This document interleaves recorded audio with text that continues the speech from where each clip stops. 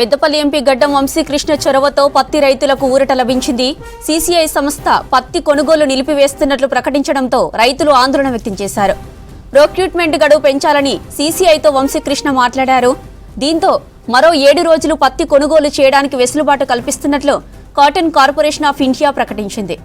కొద్ది రోజులుగా CCI procurement పత్తి కొనుగోలు ఏదైతే 20వ తారీఖు ఫిబ్రవరి నాడు అయిపోతుందని చెప్పి డేట్ అయిపోతుందని చెప్పి ఏదైతే రైతులు ఆందోళన చేసిండ్రో దాన్ని బట్టి మేము సీసీఐ సీఎండి గారితో మాట్లాడడం జరిగింది.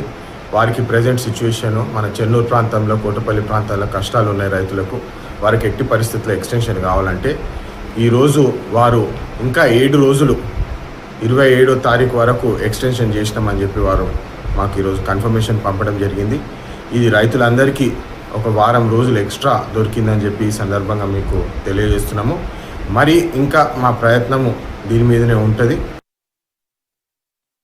కొద్ది రోజులుగా సీసీఐ ప్రొక్యూర్మెంట్ పత్తి కొనుగోలు ఏదైతే 20వ తారీఖు ఫిబ్రవరి నాడు అయిపోతుందని చెప్పి డేట్ అయిపోతుందని చెప్పి ఏదైతే రైతులు ఆందోళన చేసిండ్రో దాన్ని బట్టి మేము సీసీఐ సీఎండి గారితో మాట్లాడడం జరిగింది.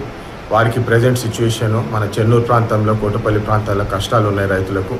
వారికి ఎట్టి పరిస్థితుల్లో ఎక్స్టెన్షన్ కావాలంటే ఈరోజు వారు ఇంకా 7 రోజులు 27వ తారీఖు వరకు ఎక్స్టెన్షన్ చేసినామని చెప్పి వారు మాకు ఈరోజు కన్ఫర్మేషన్ పంపడం జరిగింది. ఇది రైతులందరికీ ఒక వారం రోజులు ఎక్స్ట్రా దొరికిందని చెప్పి ఈ సందర్భంగా మీకు తెలియజేస్తున్నాము. మరి ఇంకా మా ప్రయత్నము దీని మీదనే ఉంటుంది. పెద్దపల్లి ఎంపీ గడ్డం వంశీకృష్ణ చొరవతో పత్తి రైతులకు ఊరట లభించింది. సీసీఐ సంస్థ పత్తి కొనుగోలు నిలిపివేస్తున్నట్లు ప్రకటించడంతో రైతులు ఆందోళన వ్యక్తం చేశారు. ప్రొక్యూర్మెంట్ గడువు పెంచాలని సీసీఐతో వంశీకృష్ణ మాట్లాడారు.